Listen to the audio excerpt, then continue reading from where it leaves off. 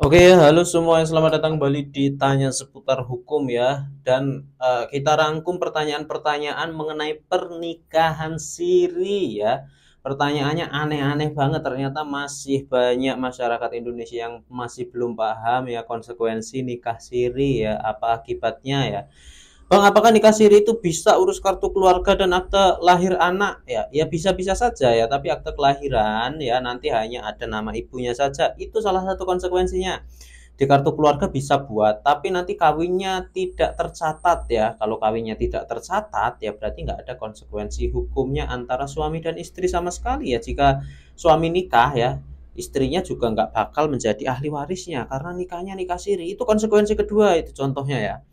Cara cerai nikah siri gimana bang?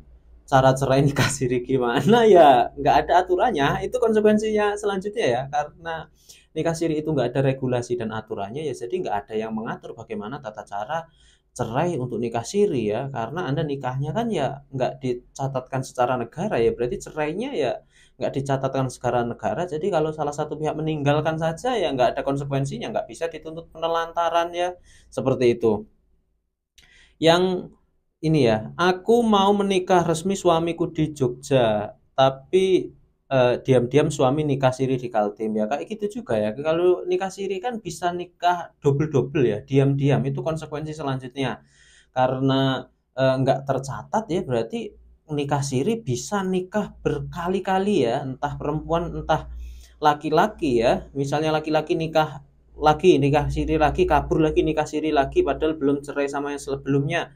Ya kan terus-terusan kayak gitu ya. Apalagi kalau perempuan ya, kalau di perempuan kan nggak boleh yang namanya poliandri ya. Nanti nikah lagi, pergi keluar kota nikah lagi. Kayak gitu kan. Bang, saya mau tanyakan, saya nikah siri kalau udah berbulan-bulan bahkan udah 1 tahun serumah tapi nggak dikasih nafkah seperti apa? Apakah masih sebagai suami istri? Itu kan juga itu kan juga konsekuensi lagi ya. Itu masih sebagai seorang suami istri atau enggak ya nggak ada yang tahu ya.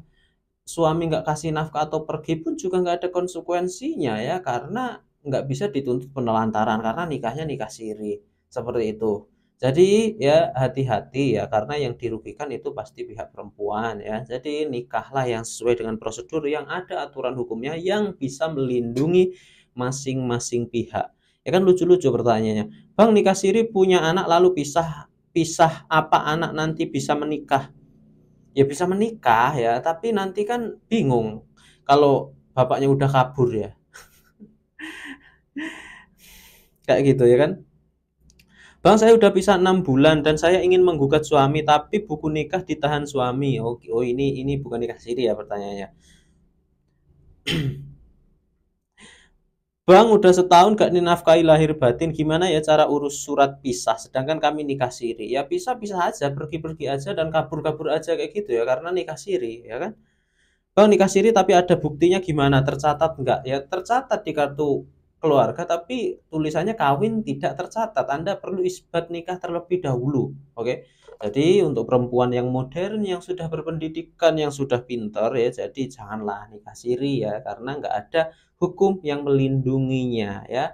Hak dan kewajibannya nggak diatur di situ. Oke. Jadi itu saja cukup ya. Terima kasih banyak. Semoga bermanfaat. Assalamualaikum warahmatullahi wabarakatuh.